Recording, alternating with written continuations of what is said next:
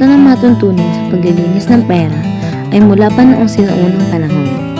Kasabay ng pagyabong ng mga pananalapi at pagbabang, una na itong ginawa ng mga taong nagtatago ng kanilang mga yaman mula sa estado upang makaiwas sa buwis o pagsamsam o kombinasyon ng dalawa.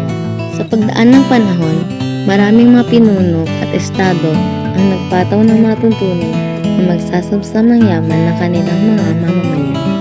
Dahil dito, gumaganap ang offshore banking at pag-iwas sa buwis.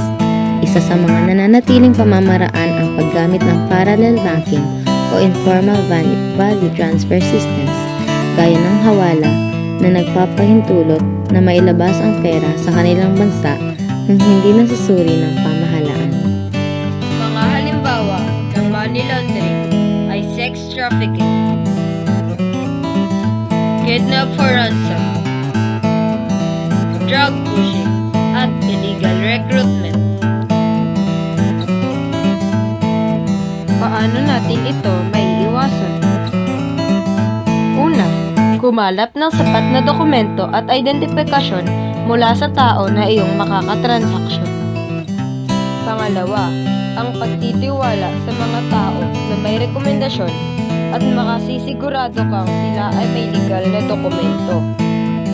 Pangatlo, dumaan sa mga legal na proseso na kailangan upang mapaniguradong malinis at legal ang mga transaksyong ginagawa. Ang ahensya sa Pilipinas ang lumalaban sa money laundering. Ang lumalaban dito ay ang Anti-Money Laundering Council, ang ahensya ng pamahalaan na inatasan upang ipatupad ang mga probisyon ng Republic Act No. 9160, na kilala rin bilang Anti-Money Laundering Act of 2001. Ang AMLA o ang Anti-Money Laundering Council ay maaaring sumangguni sa ahensya ng pamahalaan o sa konseho na kung saan ulo ng sinabing ahensya ng pamahalaan.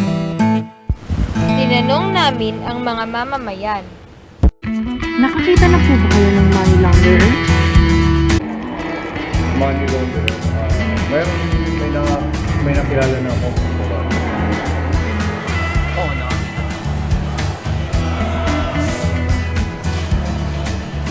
Treatment ba yun? Case to case. Hindi pa talaga. Pero in June, marami tayo nakikita na kaso. Tulad yung pali. Oo, ata. Money launderer? Hindi eh. Ano po kaya ang may papayo niyo sa mga money launderer? Ang magandang gawin nila ay huwag nilang direktang hawakan yung pera para hindi sila matempt na gastusin yun o gamitin sa isang pamamaraan na para pagkakitaan. Ang magandang paraan doon sa aking palagay ay i-deposito na sa bangko at magkaroon siya ng mga report tungkol sa financial status ng pera. Ipakita niya sa kung sino man ang mga dapat makakita nito. Sana tigilan na nila yun kasi mas lalong naghihirap ang mga tao. Ang yumayaman lang is yung mga nagmamani lang. Tigil na nila yun kung makakasama sa iyo. Mabuti gamitin na lang yung perang yan ako para sa mga pera.